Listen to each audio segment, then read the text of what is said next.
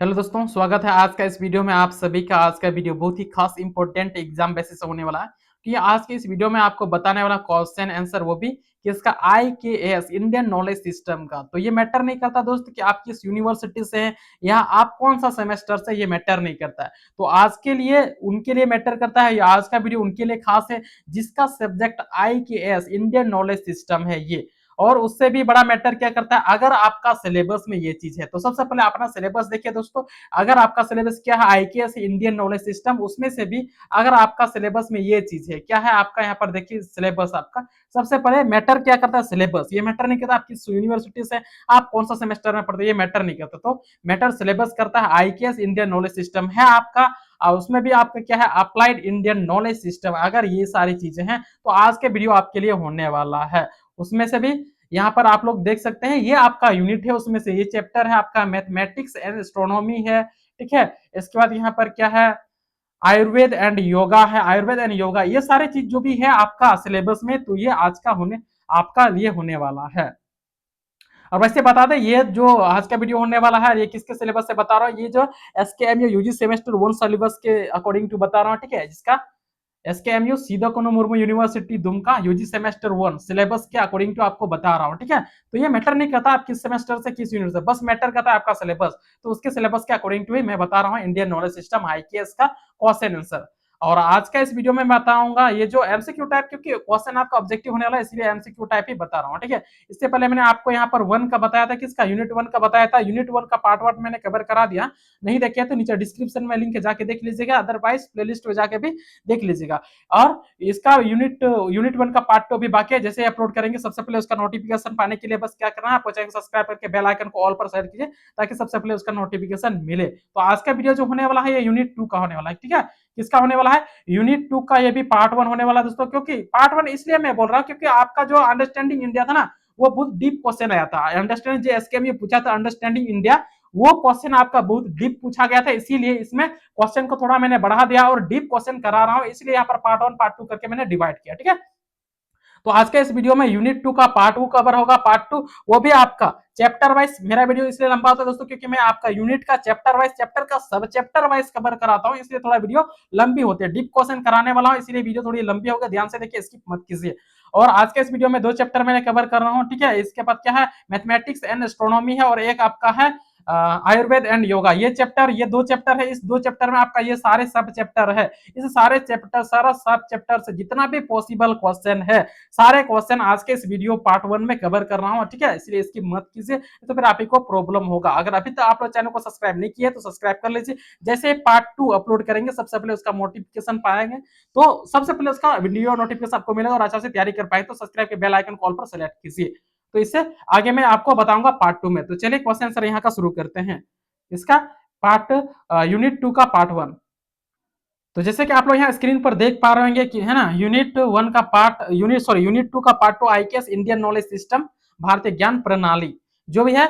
यहाँ पर आप लोग देखिए, ये क्वेश्चन आंसर दोस्तों आप 2 थ्रू से ले सकते हैं। पहला थ्रू क्या है, जैसे जैसे मैं बताते जाऊं आप उसका स्क्रीनशॉट ले सकते हैं। दूसरा थ्रू क्या है, मैं जैसे वीडियो के बीच में इसका पासवर्ड दे दूंगा PDF का। ठीक है, जिसकी वजह से आप डाउनलोड करके आप क्या करेंगे, इसको पढ़ सकते हैं, खुद भी देख सकते हैं। ठीक है, हाँ बात है क्या, ये PDF जो है पासवर्ड प्रोटेक्टेड रहेगा, तो पासवर्ड आगे वीडियो के बीच में बताऊंगा, इसलिए स्किप मत करना। हो सकता है मैं जहाँ पासवर्ड बताऊं वही आप स्किप कर दे तो फिर आपको प्रॉब्लम होगा।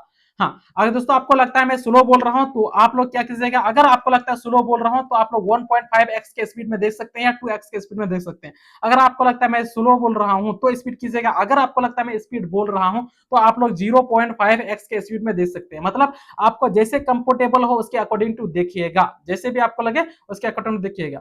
हाँ, और इससे पहले आप लोग कमेंट किए थे कि सर जिसका भी ऑप्शन मैंने पहले बताया था ओनली हिंदी का ही बताया था। ठीक है, तो अब की बार यहाँ क्वेश्चन का जो भी क्वेश्चन, तो हालांकि बाय लैंग्वेज ही लाते हैं, लेकिन जो भी इंग्लिश मीडियम के स्टूडेंट शायद वो इंग्लिश मीडियम के होंगे, उसने कमेंट किया था क्या जो ऑप्शन है सर वो भी इंग्लिश का बता दीजिए। तो इसलिए अब की बार जो है ना, क्वेश्चन और ऑप्शन आपका दोनों इंग्लिश में कवर है, क्वेश्चन भी इंग्लिश और हिंदी में दोनों कवर है, और ऑप्शन जो आंसर है वो भी आपका हिंदी इंग्लिश दोनों कवर है, ताकि इंग्लिश मीडियम से भी कोई देखने वाले हैं या इंग्लिश मीडियम के जो स्टूडेंट्स को दिक्कत ना हो। अगर क्वेश्चन इंग्लिश में भी आता था आपको दिक्कत ना हो, तो ध्यान से देखिएगा और स्किप मत कीजिएगा। वीडियो लंबी होगी दोस्तों क्योंकि मैंने चैप्टर वाइज का सब chapter wise deep question cover कराया, क्योंकि पहले बार अंडरस्टैंडिंग का आपका डीप क्वेश्चन आया था, इसलिए मेरा उम्मीद है कि आपकी बार ना छूटे आपका, इसलिए डीप क्वेश्चन करा रहा हूं। वीडियो लंबी होगी, पैसे से रखिए, ध्यान से देखिएगा, स्किप मत कीजिए।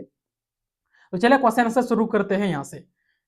प्राचीन भारत में शून्य का आविष्कार किसने किया? तो क्वेश्चन बाय लैंग्वेज है दोस्तों, लेकिन मैं आपका हिंदी का ही बताऊंगा, ठीक है, और डायरेक्ट आंसर बताऊंगा। ऑप्शन आप लोग देख लीजिएगा, या इंग्लिश का क्वेश्चन भी आप लोग खुद से पढ़िएगा। अगर मैं दोनों पढ़ते जाऊं तो फिर वीडियो लंबी और ज्यादा लंबा होगा, इसलिए मैं डायरेक्ट हिंदी का क्वेश्चन और डायरेक्ट आंसर बताऊंगा, बस आप लोग देखिएगा।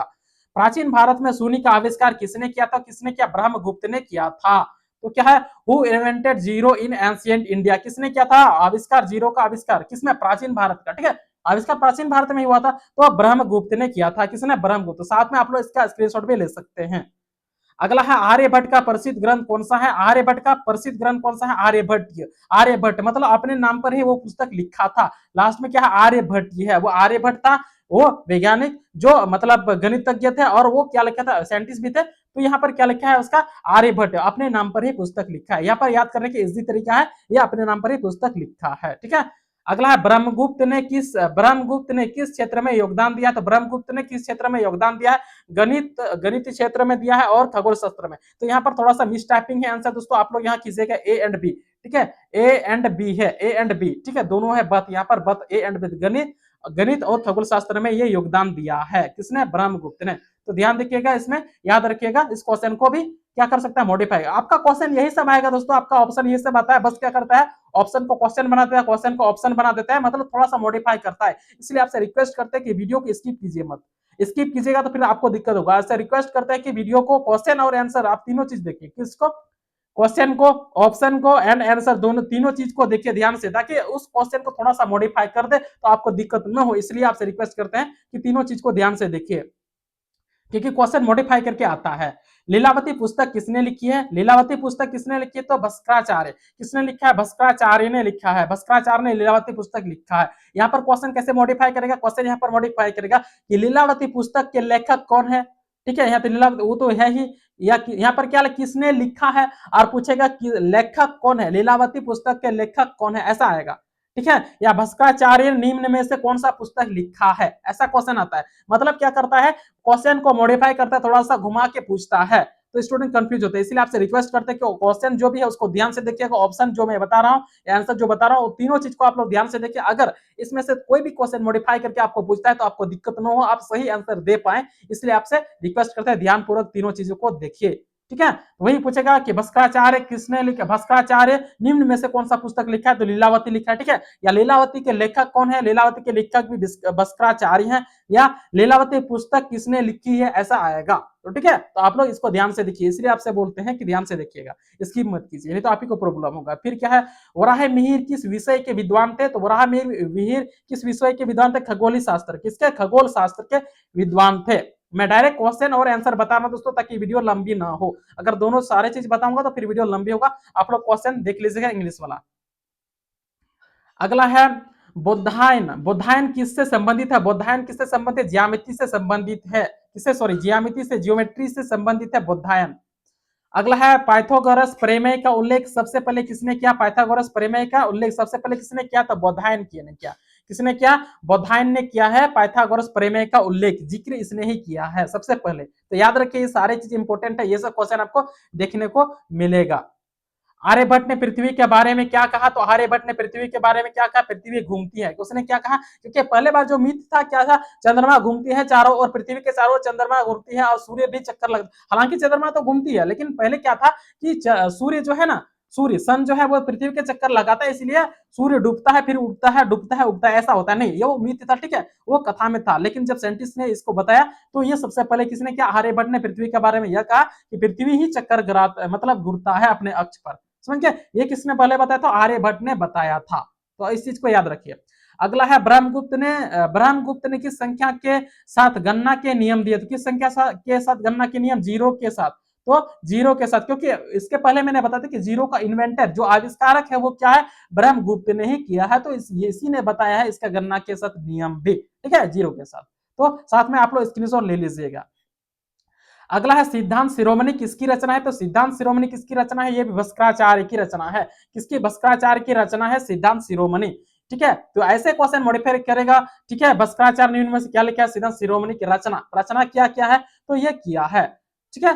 तो आप लोग इस चीज को ध्यान से देखिए, क्वेश्चन को ऑप्शन बना देगा, ऑप्शन को क्वेश्चन बना देगा, इस तरह करेगा। तो आप लोग इसीलिए रिक्वेस्ट करते हैं कि बार बार आप लोग ध्यान से तीनों चीज को देखिए। वराहमिहिर की प्रसिद्ध पुस्तक कौन सी है? वराहमिहिर की सबसे प्रसिद्ध पुस्तक कौन सी है? प्रसिद्ध पुस्तक वो है पंच सिद्धांतिका। क्या है? पंच सिद्धांतिका है। वराहमिहिर की प्रसिद्ध पुस्तक का नाम क्या है? पंच सिद्धांतिका। याद रखिए और स्क्रीनशॉट ले लीजिएगा आप लोग। अगला है, हालांकि इसका पासवर्ड तो मैं आगे इसका बताऊंगा, ठीक है, ताकि आप लोग इसको डाउनलोड करके पढ़ पाए, तो फिर बस वीडियो में बने रहिए। हो सकता है मैं जहां पासवर्ड बताऊं वही आप स्किप कर दे, फिर दिक्कत होगा आपको, मतलब पीडीएफ आप डाउनलोड ही नहीं कर पाएंगे, ठीक है, डाउनलोड करके इसका स्टेप्स नहीं ले पाएंगे, खोल ही नहीं पाएगा, ठीक है। तो भारतीय खगोल शास्त्र में नक्षत्र क्या है? तो भारतीय खगोल शास्त्र में नक्षत्र क्या है? तारा समूह। क्या है? तारा समूह है। भारतीय खगोल शास्त्र जो है उसमें नक्षत्र क्या है? नक्षत्र किसको कहा जाता है? तारा समूह कहा जाता है। भस्काचार्य का समय किस काल में था? भस्काचार्य का समय किस काल में था? तो मध्यकाल में। किस काल में था? मध्यकाल में। मध्यकाल में था भस्काचार्य का काल, मैंने टाइम किस टाइम का था ये भस्काचार्य? ये मध्यकाल के वैज्ञानिक थे। अगला है, भारतीय गणित में दशमलव प्रणाली किसकी देन है? भारतीय प्रणाली में दशमलव या डेसिमल का जो भी ये प्रणाली है, सिस्टम है, ये किसकी देन है? तो ये भारतीय गणितज्ञ, भारतीय जो भी भारत के जो मैथमेटिशियन थे, ठीक है, गणितज्ञ थे, उनने दिया है। अगला आर्यभट्ट ने किसका मान लिखा है? तो आर्यभट्ट ने पाई का मान लिखा है। आर्यभट्ट ने किसका मान लिखा? पाई का मान लिखा है, पाई, ठीक है। ये जो आप लोग पढ़े मैथ होंगे, पाई है ना, कितना इसका मान पूछ सकता है आपको, हालांकि सबको पता होगा ना, 22 बटे कितना लिखा जाता है? 7। पाई के मान 22 बटे 7 लिखा जाता है, हालांकि सबको पता होगा, अगर पूछ दे तो चिपका के आ जाना। ब्रह्मगुप्त का जन्म कहाँ हुआ था? ब्रह्मगुप्त का जन्म कहाँ हुआ? तो उज्जैन में हुआ था। कहाँ हुआ था? उज्जैन में। ब्रह्मगुप्त का जन्म उज्जैन में हुआ था। अगला है आपका आर्यभट्ट ने सूर्य ग्रहण को कैसे समझाया? आर्यभट्ट ने सूर्य ग्रहण को कैसे समझाया? एक छाया के थ्रू, है ना, शैडो के थ्रू समझाया। तो पहले क्या होता था कि मतलब सूर्य ग्रहण नहीं होता है, जैसे क्या बोलता है, जैसे कि मतलब कथा में होता है ना, जो एक राक्षस है वो निगल लेता है, क्या कर लेता है, जैसे आप लोग सुने होंगे या नहीं सुनिए तो आप लोग सुन लीजिएगा, जैसे भी है, मतलब इसने कहा था क्या, ग्रहण जो है, सूर्य ग्रहण कैसे होता है, छाया के थ्रू समझाया था, मतलब छाया में होता है, ऐसा ऐसे होता है, ये चीज एक्सप्लेन किया था आर्यभट्ट ने, ठीक है। अगला है, भस्काचार्य किस विषय के विशेषज्ञ थे? तो भस्काचार्य किस विषय के विशेषज्ञ थे? तो वो गणित के, मैथमेटिक्स के भी और खगोल शास्त्र, ये दोनों के थे। तो यहाँ पर जो ऑप्शन है दोस्तों, यहाँ पर थोड़ा सा मिस प्रिंट है, मिस टाइपिंग है, तो आप लोग इस चीज को ध्यान से देखिए, यहाँ पर ए एंड बी है, ठीक है, ए एंड बी है, दोनों है, तो गणित के भी और खगोल शास्त्र के भी, इस चीज को याद रखिए थोड़ा सा, ठीक है। अगला है, भारतीय गणित का आधार क्या है? भारतीय गणित का आधार क्या है? दशमलव, दशमलव सिस्टम, है ना, दशमलव सिस्टम क्या है? दशमलव सिस्टम, दशमलव प्रणाली है भारतीय गणित का बेस, आधार। अगला है, आर्यभट्ट में कितने अध्याय हैं? आर्यभट्ट में कितने अध्याय है? 4 अध्याय। इससे पहले मैंने बताया था कि आर्यभट्ट किसने लिखा है, ठीक है, ये किसने लिखा है? आर्यभट्ट ने ही लिखा है, अपने नाम पर ही ये पुस्तक लिखा है, लेकिन इसमें कितना चैप्टर है, कितना अध्याय? ये 4 चैप्टर है, आर्यभट्ट, इसमें 4 चैप्टर हैं। अगला है, आर्यभट्ट का जन्म किस वर्ष हुआ था? तो आर्यभट्ट का जन्म किस वर्ष हुआ था? 476 ईसा पूर्व। यहाँ पर ईसा है ना, जो ईसा पूर्व, यानी ईसा पूर्व किससे लिया गया दोस्तों? ये ईसा मसीह का जन्म हुआ था, तब से ये लिया गया है। और हम लोग के इंडिया में एक चलता है ना कैलेंडर, एक चलता है, सुने होंगे, विक्रम संवाद करके है ना, विक्रम संवाद करके भी एक कैलेंडर चलता है, ठीक है, भारत में। ये ज्यादातर आजकल फेमस ये अंग्रेजी वाला ही है, ठीक है, लेकिन वो भी चलता है। तो ये किससे लिया गया है? ईसा, जैसे ईसा मसीह का जन्म हुआ था ना, उसी वर्ष से लिया गया है। तो यहाँ पर ये चीजें याद रखिए, आप स्क्रीनशॉट ले सकते हैं इसका। अगला क्वेश्चन है आपका, ब्रह्मगुप्त की प्रसिद्ध पुस्तक कौन सी है? तो ब्रह्मगुप्त की सबसे प्रसिद्ध, सबसे नहीं प्रसिद्ध, सबसे का बात नहीं हो रहा है, ब्रह्मगुप्त की प्रसिद्ध पुस्तक कौन सी है? तो कौन सी है? ब्रह्मस्फुट सिद्धांत। कौन सी है? ब्रह्मस्फुट सिद्धांत। तो ये नाम जो है ना अजीब टाइप का है, उच्चारण करने में थोड़ा दिक्कत होता है, तो आप लोग देख लीजिए, क्या ब्रह्मस्फुट सिद्धांत है उसका प्रसिद्ध पुस्तक। अगला है, भस्काचार्य की पुस्तक लीलावती किस विषय से संबंधित है? यहाँ देखिए दोस्तों, यहाँ पर फिर वही पर ट्विस्ट क्वेश्चन आएगा कि इसको मॉडिफाई करके पूछे। पहले मैंने बता दिया लीलावती का रचना किसने किया, लिखा किसने, कि भस्काचार्य ने किया, और यहाँ पर क्वेश्चन मॉडिफाई करके पूछा क्या, भस्काचार्य की पुस्तक जो लीलावती है उसमें ये किस विषय से संबंधित है, किस विषय से रिलेटेड है? तो ये किससे संबंधित है? ये दोनों से संबंधित, सॉरी, यहाँ पर आपका किससे संबंधित, दोस्तों यहाँ थोड़ा सा स्क्रीन का प्रॉब्लम हो गया था, इसलिए शायद ये क्वेश्चन आपका रिपीट हो रहा है, तो ध्यान दीजिएगा थोड़ा सा, है ना, स्क्रीन थोड़ा प्रॉब्लम किया था, जिसकी वजह से थोड़ा सा मैं फिर बता रहा हूं यहाँ पर 22 नंबर से। ब्रह्मगुप्त की प्रसिद्ध पुस्तक कौन सी है? तो ब्रह्मगुप्त की सबसे बात का नहीं हो रहा है, प्रसिद्ध पुस्तक कौन सी है? वो ब्रह्मस्फुट सिद्धांत। क्या है? ब्रह्मस्फुट सिद्धांत। तो ये जो नाम है ना, वो अजीब टाइप का है, उच्चारण आप लोग देख लीजिएगा, ठीक है। क्या है? ब्रह्मगुप्त की प्रसिद्ध पुस्तक का नाम है ब्रह्मस्फुट सिद्धांत। अगला है, भस्काचार्य की पुस्तक पुस्तक लीलावती किस विषय से संबंधित है? तो किस विषय से संबंधित है लीलावती? ये आपका गणित से संबंधित है। अगर कोई इसे एक बार में स्क्रीनशॉट लेना चाहता है, इसलिए यहाँ थोड़ा सा छोटा कर दो ताकि वो एक बार में स्क्रीनशॉट इसका ले सके। ठीक है, क्वेश्चन, ऑप्शन और आंसर दोनों तीनों कवर हो, इसे मैं थोड़ा छोटा करके यहाँ पर आपको बता रहा हूँ। ठीक है, तो ये जो लीलावती पुस्तक किससे संबंधित है? ये गणित से संबंधित है। किसकी रचना है, किसने लिखा है? तो भास्कराचार्य ने लिखा है। अगला है पंच सिद्धांतिका। पंच सिद्धांतिका किसने लिखी है? पंच सिद्धांतिका किसने लिखा है? वराहमिहिर ने लिखी। किसने लिखी है? वराहमिहिर ने लिखी है। पंच सिद्धांत का पुस्तक जो है वो उसका लेखक कौन है? तो वराहमिहिर ने लिखा है। बोधियान किस काल के विद्वान थे? बोधियान किस काल के विद्वान थे? तो वेद काल के, वैदिक काल के विद्वान थे। बोधियान किस काल के विद्वान थे? ये वैदिक काल के विद्वान थे। अगला, भारतीय गणित में बीजगणित का विकास किसने किया? भारतीय गणित है उस गणित में बीजगणित, जैसे आप लोग पढ़ते हैं ना, क्या बीजगणित है ना, बीजगणित का विकसित किसने किया है? विकास किसने किया है? तो ब्रह्मगुप्त ने किया। किसने? ब्रह्मगुप्त ने विकास किया है। आर्यभट्ट ने किस भाषा में ग्रंथ लिखा? तो आर्यभट्ट ने किस भाषा में ग्रंथ लिखा? संस्कृत भाषा में, सॉरी संस्कृत भाषा, संस्कृत वो कल्चर होता है, एक भाषा संस्कृत होता है, तो संस्कृत भाषा में लिखा। आर्यभट्ट ने किस भाषा में ग्रंथ लिखा है? तो संस्कृत भाषा में लिखा। आप लोग साथ साथ इसका स्क्रीनशॉट भी ले सकते हैं दोस्तों। सूर्य सिद्धांत किससे संबंधित है? सूर्य सिद्धांत किससे संबंधित है? खगोल शास्त्र से। सूर्य सिद्धांत किससे संबंधित है? खगोल शास्त्र से संबंधित सूर्य सिद्धांत। भारतीय गणित में त्रिकोणमिति का उपयोग किसके लिए किया गया? तो भारतीय गणित में त्रिकोणमिति का उपयोग किसके लिए किया गया था? तो किसके लिए किया गया? खगोल शास्त्र के लिए किया गया। किसके लिए किया गया? खगोल शास्त्र के लिए किया गया। ठीक है, आप लोग एक बार में स्क्रीनशॉट ले सकते हैं, खगोल शास्त्र के लिए किया गया है। अगला है आर्यभट्ट ने वर्ष की अवधि कितनी बताई थी? आर्यभट्ट ने वर्ष की अवधि मतलब एक साल में कितना दिन होता है, ये कितना दिन बताता है? आर्यभट्ट ने कितना दिन बताया था? उसने बताया था 365.25 दिन। कहने का मतलब क्या था? 365 6 घंटा। ठीक है, यहाँ पर पॉइंट में दिया है, इसका मतलब क्या है? ये जो दिन है ना वो घंटे, इसको अगर घंटे में बदल दो तो कितना होगा? 6 घंटा। तो इसने बताया था, किसने? आर्यभट्ट ने बताया था कि एक वर्ष में इतना अवधि होता है। ठीक है, आप लोग इसको स्क्रीनशॉट ले सकते हैं। अगला है ब्रह्मगुप्त ने ऋणात्मक संख्याओं के नियम दिए। मतलब क्या पूछ रहा है? ब्रह्मगुप्त ने ऋणात्मक संख्याओं के नियम दिए हैं या नहीं? तो हाँ, दिया है। तो आपका यहाँ पर क्वेश्चन कैसे मॉडिफाई करेगा? यहाँ क्वेश्चन मॉडिफाई करके पूछेगा आपको कि ऋणात्मक संख्या का नियम किसने दिया है, ऐसा क्वेश्चन मॉडिफाई करेगा। ऋणात्मक संख्याओं का नियम किसने दिया? तो ब्रह्मगुप्त ने दिया। इस चीज को याद रखिए। ठीक है, क्वेश्चन मॉडिफाई करेगा। ऋणात्मक संख्याओं का नियम किसने दिया है? तो ब्रह्मगुप्त ने दिया है। ठीक है, अगला है ज्यामिति शब्द का क्या अर्थ है? ज्यामिति शब्द का अर्थ है यहाँ पर पृथ्वी मापन। हो सकता है दोस्तों यहाँ पर एक क्वेश्चन, यहाँ पर ऑप्शन आपको आ सकता है क्या? भूमि मापन। ठीक है, भूमि मापन यहाँ पर आ सकता है, भूमि मापन। तो आप लोग इस चीज को यहाँ पर देखिए, बात इज इक्वल टू बराबर है। अगर आपका ऑप्शन में आता है भूमि मापन, वो भी सही है, पृथ्वी मापन था वो भी सही है, तो आपका ऑप्शन ये दोनों में से एक दिखने को मिल सकता है। ठीक है, ज्यामिति शब्द का अर्थ। अगला है आपका भारतीय खगोल शास्त्र में ग्रहों की गति किस पर आधारित है?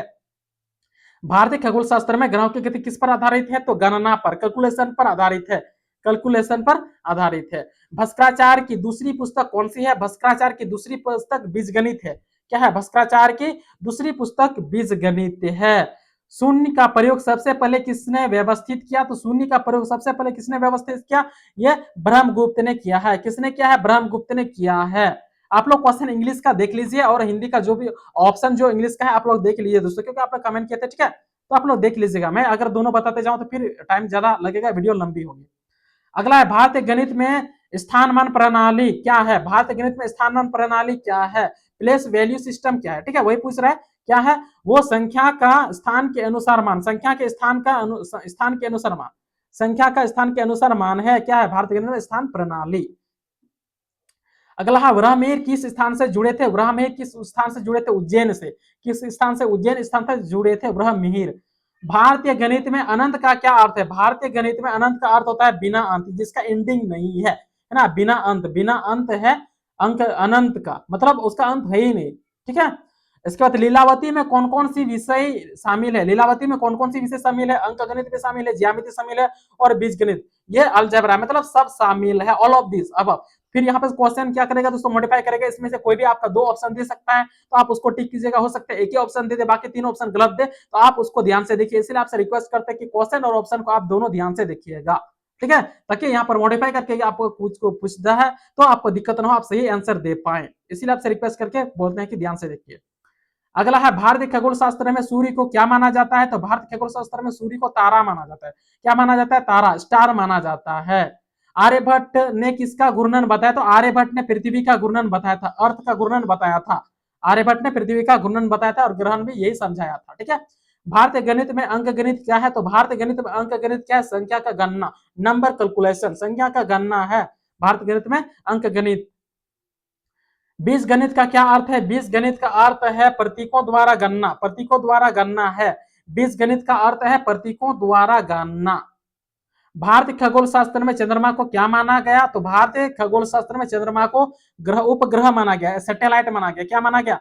उपग्रह, सैटेलाइट माना गया। किसमें माना गया? भारतीय खगोल शास्त्र में चंद्रमा को माना गया। इस क्वेश्चन मॉडिफाई करेंगे क्या? उपग्रह, भारत के खगोल शास्त्र में क्या उपग्रह जो चंद्रमा है भारतीय शास्त्र में क्या माना गया है? उपग्रह माना गया है। या इस क्वेश्चन को जो ऑप्शन है दोस्तों इसको क्वेश्चन बना देगा और जो क्वेश्चन है उसको ऑप्शन का आंसर बना देगा। ठीक है, इस तरह मॉडिफाई करेगा। ब्रह्मगुप्त का कार्य किस वेदशाला से जुड़ा है? ब्रह्मगुप्त का कार्य किस वेदशाला से जुड़ा है? तो उज्जैन वेदशाला से जुड़ा है। किसका? उज्जैन, उज्जैन वेदशाला से जुड़ा है।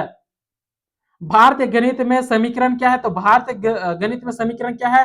बराबरी का कथन, बराबरी का कथन, स्टेटमेंट ऑफ इक्वलिटी। तो आप लोग देख लीजिए स्टेटमेंट ऑफ इक्वलिटी इंग्लिश में जो है ना, बराबरी का कथन है भारतीय गणित में समीकरण। आर्यभट्ट ने किस ग्रहण का वर्णन किया? तो आर्यभट्ट ने किस ग्रहण का वर्णन किया है? तो सूर्य ग्रहण का भी वर्णन आर्यभट्ट ने किया है और चंद्रमा ग्रहण का भी वर्णन किसने किया? आर्यभट्ट ने किया है। तो बट यहाँ पर ऑप्शन मिस प्रिंट है, मिस टाइपिंग है, आप लोग ध्यान से देखिए, ए एंड बी होगा दोनों। ठीक है, सूर्य ग्रहण का भी डिस्क्राइब या वर्णन इन्होंने किया है, चंद्र ग्रहण का भी वर्णन इन्होंने किया है, आर्यभट्ट ने। भारतीय गणित में घात क्या है? भारतीय गणित में क्या है? घात जो है वो क्या है? वो बार बार गुना, बार बार गुना है भारतीय गणित में। यहाँ पर जैसे कि होता है क्या, 3 पर पावर 2 या 3 पर पावर 3 या 2 पर पावर 3। ठीक है, इसका मतलब 3 पर पावर 2, ऐसा का मतलब क्या होता है कि एस का मतलब यहाँ पर थोड़ा सा बता रहा हूँ। ठीक है, अगर दे दे 3 पर पावर 2 इसका मतलब क्या होता है? इसको हम ऐसे लिखते हैं ना, बार बार अगर 3 पर पावर 3 लिख दे तो क्या 3 गुना 3 गुना 3 मेरे 3 बार है। वही बात है कि जो पावर है, घात है, वो क्या होता है, क्या बताता है कि बार बार गुना करना बताता है, यही है इसका पावर, यही बताता है। ठीक है, वही चीज है। पंच सिद्धांतिका में क्या वर्णित है? पंच सिद्धांतिका में क्या वर्णित है? खगोल शास्त्र के बारे में वर्णित है, खगोल शास्त्र के बारे में वर्णित है पंच सिद्धांतिका में। अगला है भारतीय गणित में वर्गमूल क्या है? तो भारतीय गणित में वर्गमूल क्या है? संख्या का मूल। जैसे कि 16 का अंडर रूट किया जाए तो क्या आएगा? 4, है ना। ये जो है उसका मूल, इसका अर्थ क्या है? वो मूल है, मूल, इसका मूल। ठीक है, वही बात है, संख्या का मूल। अगला है आयुर्वेद शब्द का अर्थ क्या है? आयुर्वेद शब्द का अर्थ है जीवन का ज्ञान। क्या है? जीवन का ज्ञान। भारतीय सॉरी आयुर्वेद शब्द का अर्थ होता है जीवन का ज्ञान, नॉलेज ऑफ लाइफ। क्या है? Knowledge of life. आयुर्वेद के जनक किसे कहा जाता है? वीवीआई क्वेश्चन है ना, आयुर्वेद के जनक किसे कहा जाता है? तो धन्वंतरी को कहा जाता है। किसको? धन्वंतरी को कहा जाता है आयुर्वेद का जनक। ठीक है, या ऐसा भी क्वेश्चन आएगा कि आयुर्वेद का पिता किसे कहा जाता है? तो धन्वंतरी को जनक कहे, पिता कहे। ठीक है, तो ऐसा क्वेश्चन मॉडिफाई के आएगा, पूछेगा, तो ध्यान से देखिएगा, धन्वंतरी। अगला है आपका चरक संहिता किससे संबंधित है? चरक संहिता आपका चिकित्सा से संबंधित है, मेडिसिन से संबंधित है। चरक संहिता चिकित्सा से संबंधित है। सुश्रुत संहिता किस विषय पर आधारित है? सुश्रुत संहिता किस विषय पर आधारित है? शल्य चिकित्सा, सर्जरी पर आधारित है। किस पर? सुश्रुत संहिता आपका शल्य चिकित्सा यानी चीरफाड़ वाला होता है ना, सर्जरी होता है क्या, चीरफाड़, है ना, तो उससे संबंधित है, उस विषय पर आधारित बेस्ड है। योग का जनक किसे माना जाता है? योग का जनक किसे माना जाता है? तो पतंजलि। वो योग प्लस वाला योग का बात नहीं हो रहा है दोस्तों, ये पे योगा वाला योग का बात हो रहा है। ठीक है, वो प्लस वाला योग का बात, गणित वाला यहाँ नहीं हो रहा है, वो योगा वाला बात हो रहा है। योग का जनक, योग का पिता किसे कहा जाता है? पतंजलि को कहा जाता है। इस चीज को याद करके मॉडिफाई करके पूछिएगा आपको। ठीक है, अगला है योग सूत्र किसने लिखा है? योग सूत्र पतंजलि ने लिखा है। किसने लिखा है? पतंजलि ने योग सूत्र लिखा है। योग सूत्र वही योगा वाला का बात हो रहा है, योग सूत्र इसने लिखा है। आयुर्वेद में शरीर के 3 दोष कौन से हैं? आयुर्वेद में शरीर के 3 दोष कौन से हैं? वात, पित्त और कफ है। वात, पित्त और कफ है, ये आयुर्वेद में शरीर के 3 दोष हैं। आपका यहाँ क्वेश्चन मॉडिफाई कैसे करेगा कि आयुर्वेद में कितने दोष हैं, आयुर्वेद में शरीर के कितने दोष हैं, ऐसे क्वेश्चन आएगा। ठीक है, तो कितने दोष है? 3 दोष हैं। और कौन कौन सा दोष है? वात, पित्त और कफ, ये सारे 3 दोष हैं। तो इस तरह नंबर करके भी आएगा, तो ध्यान से देखिएगा। अगला है सुश्रुत। सुश्रुत को किस क्षेत्र का जनक माना जाता है? सुश्रुत को किस क्षेत्र का जनक माना जाता है? तो शल्य चिकित्सा का जनक माना जाता है। ठीक है, सुश्रुत को किस क्षेत्र का जनक? शल्य चिकित्सा, सर्जरी का जनक माना जाता है। योग का मुख्य उद्देश्य क्या है? योग का मुख्य उद्देश्य, यहाँ पर ध्यान दीजिए दोस्तों, फिर योग में बोल रहा हूं। ठीक है, योग मतलब योगा का बात हो रहा है, ठीक है। योग का मुख्य उद्देश्य क्या होता है? शरीर और मन का संतुलन, शरीर और मन का संतुलन होता है योग का मुख्य उद्देश्य या मुख्य पर्पस एम होता है, योग करना या योगा करना। आयुर्वेद में रसायन का क्या अर्थ है? आयुर्वेद में रसायन का अर्थ होता है दीर्घायु और स्वास्थ्य। क्या है? दीर्घायु और स्वास्थ्य है आयुर्वेद में रसायन का अर्थ। यहाँ पर केमिस्ट्री में उसका कुछ अलग चीज होगा, लेकिन यहाँ पर आयुर्वेद का मान बोल रहा है आयुर्वेद में क्या है, इसका अर्थ होता है दीर्घायु और स्वास्थ्य, ठीक है। ये आयुर्वेद का, जब केमिस्ट्री में जाए तो इसका कुछ अलग मीनिंग, ठीक है। वो बात नहीं हो रहा है, आयुर्वेद का बोल रहा है, ठीक है। आयुर्वेद में नाड़ी परीक्षण क्या है? तो आयुर्वेद में नाड़ी परीक्षण क्या है? तो नाड़ी का जांच। क्या है? नाड़ी, नाड़ी मतलब जो पल्स होता है ना, पल्स, तो वही चीज को वहां पर पल्स चेक्स, ठीक है। तो उस चीज का जांच होता है। योग के कितने अंग हैं? योग के कितने अंग है? 8 अंग है। कितने अंग है? 8 अंग है योग के। योग के कितने अंग है? और यहाँ पर मैं एक क्वेश्चन ऐड कर देता दोस्तों, यहाँ पर आ सकता है आपका क्वेश्चन कि इंटरनेशनल योगा डे कब मनाया जाता है? योग दिवस कब मनाया जाता है? 21 जून, ठीक है। 21 जून 21 जून को मनाया जाता है, इस चीज को याद रखें, आपका क्वेश्चन आ सकता है, ठीक है। मैंने क्वेश्चन कवर नहीं किया, लेकिन मौखिक मैंने बता रहा हूँ, ठीक है। 21 जून को क्या मनाया जाता है? इंटरनेशनल योगा डे है। तो आप लोग इस चीज को याद रखिए, पूछ सकता है। अष्टांग, अष्टांग योग किसने दिया? अष्टांग अंग किसने दिया है? तो पतंजलि ने दिया। जब पतंजलि ही ये इसका जनक है योग का, योगा का, तो सब यही देखे ना, ठीक है। लेकिन हो सकता है कोई इधर उधर भी दिया होगा, लेकिन यहाँ अष्टांग अंग योग जो है ये किसने दिया? पतंजलि ने दिया है। अगला है प्राणायाम। प्राणायाम का संबंध किससे है? प्राणायाम का संबंध किससे है? श्वास से। किससे? श्वास से संबंध है, संबंधित है। कौन? ये प्राणायाम। ये योग का एक अंग है दोस्तों, मतलब योग में जो जो योगा करता है ना, उसको पता होता है ये क्या क्या चीज है, ठीक है। अगर आप लोग करते हैं कोई, तो कमेंट करके बताना भाई इसके बारे में मुझे, ठीक है। इसके बाद क्या है? ध्यान। ध्यान, मेडिटेशन किसका भाग है? ध्यान किसका भाग है? ये योग का भाग है, यानी योगा का ही भाग है। मेडिटेशन किसका भाग है? ये योगा का ही भाग है आपका। अगला, आयुर्वेद में त्रिदोष का संतुलन क्या देता है? आयुर्वेद में त्रिदोष का संतुलन क्या देता है? स्वास्थ्य देता है, हेल्थ देता है। क्या देता है? स्वास्थ्य देता है। चरक संहिता में किसका वर्णन है? चरक संहिता में किसका वर्णन है? तो औषधि और उपचार का, यानी मेडिसिन एंड ट्रीटमेंट्स का क्या है? वर्णन किया गया है। किसमें? चरक संहिता में वर्णन किया गया है। तो इस क्वेश्चन को मॉडिफाई कैसे करेगा कि औषधि और चरक का वर्णन किसमें किया गया है? तो चरक संहिता में किया गया है, ठीक है। क्या करेगा? इस ऑप्शन को क्वेश्चन बना देगा कि औषधि और चरक, और सॉरी, औषधि और उपचार का वर्णन किसमें किया गया है? तो चरक संहिता में किया गया है, ठीक है। क्वेश्चन मॉडिफाई करके पूछेगा। योग में आसन का क्या अर्थ है? योग मतलब योगा है ना, योगा में आसन का क्या अर्थ होता है? बैठने की मुद्रा। क्या है? बैठने की मुद्रा है योग में जो आसन है, मतलब बैठने की मुद्रा। आयुर्वेद में औषधि क्या है? आयुर्वेद में औषधि क्या है? वो है जड़ी बूटी। आयुर्वेद में जो औषधि यूज किया जाता है, वर्ड यूज किया जाता है ना, वो आपका क्या है? जड़ी बूटी है। क्या है? जड़ी बूटी। अगला है, शुद्धि का क्या अर्थ है? शुद्धि का क्या अर्थ है? शुद्धि का शरीर की सफाई। शुद्धि का अर्थ है शरीर की सफाई, ठीक है। क्लीनिंग द बॉडी, किसके? शरीर की सफाई है, क्लीनिंग ऑफ बॉडी। आप लोग देख लीजिएगा क्वेश्चन हिंदी इंग्लिश का, ठीक है। अगला है, योग में धरना का क्या अर्थ है? योग में धरना का क्या अर्थ है? योग में धरना का अर्थ है एकाग्रता, कंसंट्रेशन। क्या है? कंसंट्रेशन है, एकाग्रता है योग में धरना का अर्थ। आयुर्वेद किस प्रकार की चिकित्सा है? तो आयुर्वेद किस प्रकार की चिकित्सा है? प्राकृतिक चिकित्सा है। क्या है? प्राकृतिक चिकित्सा है। आयुर्वेद किस प्रकार की चिकित्सा है? प्राकृतिक चिकित्सा है। Traditional system of medicine, traditional system of medicine है। अगला है, सुश्रुत संहिता में क्या वर्णित है? सुश्रुत संहिता में क्या वर्णित है? आपका शल्य चिकित्सा, सर्जरी क्या है? वर्णित है। योग में समाधि क्या है? योग में समाधि है अंतिम अवस्था। योग में जो समाधि आप लोग सुने होंगे, ठीक है, ये समाधि में गया, ठीक है, उसका मतलब क्या होता है? उसमें योग में समाधि का क्या अर्थ है? उसका मतलब होता है अंतिम अवस्था। क्या है? अंतिम अवस्था, फाइनल स्टेज। क्या है? Final stage.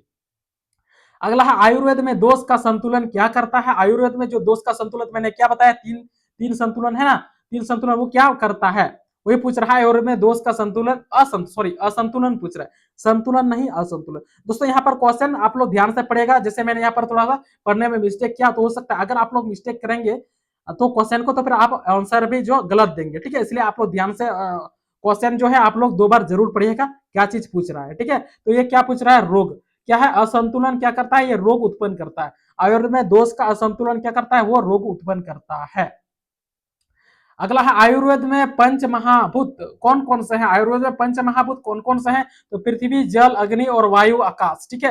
ये सारे चीजें पंच महाभूत। क्या है? पृथ्वी है, जल है, अग्नि है, वायु और आकाश। ये सारे चीज क्या है? आयुर्वेद में पंच महाभूत हैं। आप लोग इसको स्क्रीनशॉट भी ले सकते हैं। योग में यम का क्या अर्थ है? योग में यम का क्या अर्थ है? योग में यम का अर्थ होता है अंतिम नियम। क्या है? अंतिम नियम, सॉरी नैतिक, नैतिक नियम है दोस्तों। यहाँ पर फिर मैंने पढ़ने में थोड़ा मिस्टेक किया। क्या है? नैतिक नियम है। योग में योग में यम का क्या अर्थ होता है? नैतिक नियम होता है, मॉरल, मॉरल डिसिप्लिन। ठीक है। आयुर्वेद में स्वास्थ्य व्यक्ति किसे माना जाता है? आयुर्वेद में स्वास्थ्य व्यक्ति किसे कहा जाता है? किसे माना जाता है? तो दोष संतुलित व्यक्ति को माना जाता है। दोष संतुलित व्यक्ति को क्या कहा जाता है? स्वास्थ्य व्यक्ति। किसमें? आयुर्वेद में। अगला है योग में नियम क्या है? योग में नियम क्या है? व्यक्तिगत अनुशासन। क्या है? पर्सनल डिसिप्लिन ही क्या है? योग का नियम। ठीक है। योग का नियम यानी योगा का नियम क्या है? पर्सनल डिसिप्लिन, व्यक्तिगत अनुशासन। अगला है आयुर्वेद में अग्नि क्या है? आयुर्वेद में अग्नि क्या है? पाचन शक्ति। आयुर्वेद में अग्नि जो है वो आपका पाचन शक्ति है। क्या है? पाचन शक्ति। योग में प्रत्याहार क्या है? योग में प्रत्याहार क्या है? इंद्रियों का नियंत्रण। क्या है? इंद्रियों का नियंत्रण, control of sense. Control of sense क्या है? इंद्रियों का नियंत्रण आपका योग का प्रत्याहार है, प्रत्याहार। आयुर्वेद में ओजस, आयुर्वेद में ओजस क्या है? आयुर्वेद में ओजस है शरीर की ऊर्जा। आयुर्वेद में आयुर्वेद में ओजस क्या है? शरीर की ऊर्जा है। क्या है? शरीर की ऊर्जा है। अगला है योग का अध्याय किसके लिए किया जाता है? योग का अध्याय, योग का अभ्यास, सॉरी, योग का अभ्यास किसके लिए किया जाता है? शरीर और मानसिक व्यवस्था, स्वास्थ्य के लिए। शरीर और मानसिक स्वास्थ्य के लिए किया जाता है योग का अभ्यास। ठीक है। शरीर और मानसिक स्वास्थ्य के लिए किया जाता है योग का अभ्यास, यानी योगा किया जाता है। आयुर्वेद में धातु क्या है? आयुर्वेद में धातु क्या है? शरीर के उत्तक, शरीर के उत्तक। ये आयुर्वेद में धातु क्या है? तो आयुर्वेद में धातु आपका शरीर के उत्तक है। अगला है योग में ध्यान का मुख्य उद्देश्य क्या है? योग में अगर कोई ध्यान करता है, योग मतलब ध्यान करता है ना, तो योग में ध्यान का मुख्य उद्देश्य क्या होता है? मन की शांति। क्या होता है? मन की शांति। योग में ध्यान किया जाता है जो है ना योगा में, तो वो मन की शांति करने के लिए उसका मेन पर्पस होता है। अगला है आयुर्वेद में मल क्या है? आयुर्वेद में मल क्या है? शरीर का अपशिष्ट। शरीर का अपशिष्ट है ये आयुर्वेद में मल। ठीक है। अगला है आपका योग में श्वसन क्या है? योग में श्वसन यानी योगा में श्वसन क्या है? आपका परिश्रम की मुद्रा। क्या है? परिश्रम की मुद्रा है। योग में श्वसन आपका परिश्रम की मुद्रा है। आयुर्वेद में सत्व क्या है? आयुर्वेद में सत्व क्या है? मन की शुद्धता। आयुर्वेद में सत्व क्या है? मन की शुद्धता, मन की प्योरिटी ऑफ माइंड, ये है आपका आयुर्वेद में सत्व।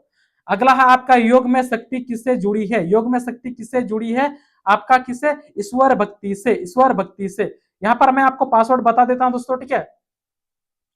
यहां पर पासवर्ड मैं बता रहा हूं, इसका पासवर्ड होने वाला है आपका 1427, सॉरी 142720। ये है आपका पासवर्ड। आप लोग यहाँ पर स्क्रीनशॉट ले सकते हैं। 142720, ये पासवर्ड आप लोग स्क्रीनशॉट ले लीजिएगा। और इसका पीडीएफ आपको, तो इसका पीडीएफ आपको दोस्तों कहां मिलेगा? इसका पीडीएफ नीचे डिस्क्रिप्शन में टेलीग्राम चैनल, व्हाट्सएप चैनल है, आप लोग वहां ज्वाइन कीजिएगा। आप लोग को टेलीग्राम चैनल में इसका पीडीएफ मिल जाएगा। बस आपको सही पासवर्ड एंटर करके आप इसको भी डाउनलोड कर लेंगे। जो मैंने पासवर्ड वीडियो के बीच में बताया, ठीक है, आप पासवर्ड सही से एंटर करके आप इसको डाउनलोड कर पाएंगे। बस पीडीएफ आपको मिलेगा टेलीग्राम चैनल में मिल जाएगा। ठीक है। तो यहाँ मैंने आपको क्या बोला था? 89 का योग में भक्त, सॉरी कितना नंबर का मैंने बताया था? आयुर्वेद में सत्व क्या है? तो आयुर्वेद में सत्व क्या है? मन की शुद्धता है। ठीक है। 89 में आप क्या है? योग में भक्ति। योग में भक्ति किससे जुड़ी है? तो योग में भक्ति किससे जुड़ी है? ईश्वर की शक्ति से, ईश्वरी, ईश्वरी भक्ति से, सॉरी ईश्वर भक्ति से। क्या है? ईश्वर भक्ति से जुड़ा है ये आपका योग में भक्ति। लास्ट क्वेश्चन आपका क्या है? आयुर्वेद में चिकित्सा का उद्देश्य क्या है? आयुर्वेद में चिकित्सा का उद्देश्य रोग निवारण। आयुर्वेद में चिकित्सा का मेन पर्पस, उद्देश्य क्या है? रोग निवारण होता है। यहाँ पर आपको दोस्तों यहाँ पर 90 क्वेश्चन हो गया। कितना हुआ? 90 एमसीक्यू टाइप हुआ। वो भी क्योंकि पहले बार आपका अंडरस्टैंडिंग इंडिया में डीपली क्वेश्चन आया था, इसलिए आपकी बार डीप क्वेश्चन मैंने आपका करा दिया है। यहाँ पर ये आपका हुआ पार्ट 1। ठीक है। यूनिट 2 का पार्ट 1 है। इसके बाद आपका आ जाएगा पार्ट 2। किसका पार्ट 2 आ जाएगा? पार्ट 2 में दोनों सब चैप्टर कवर हो जाएगा। ठीक है। इसीलिए आपसे रिक्वेस्ट करता है, अगर आप लोग अभी तक चैनल को सब्सक्राइब नहीं किया तो कर लीजिए और बेल आइकन को ऑल पर सेलेक्ट कीजिए, ताकि सबसे पहले उसका नोटिफिकेशन मिले और आप अच्छा से तैयारी कर पाए, ताकि डीप क्वेश्चन आपको chapter wise, unit wise chapter सारे कवर हो, ताकि आपका एक भी क्वेश्चन ना छूटे। ठीक है। तो आशा करते हैं सारी चीज समझ में आएगा। कोई भी डाउट है, दिक्कत है, तो आप लोग कमेंट करके पूछ सकते हैं। कमेंट बॉक्स आप ही के लिए खुला है। तो चलिए आज का वीडियो में इसी तरह, अगला वीडियो में इसी तरह मिलेंगे। जय हिंद, जय झारखंड।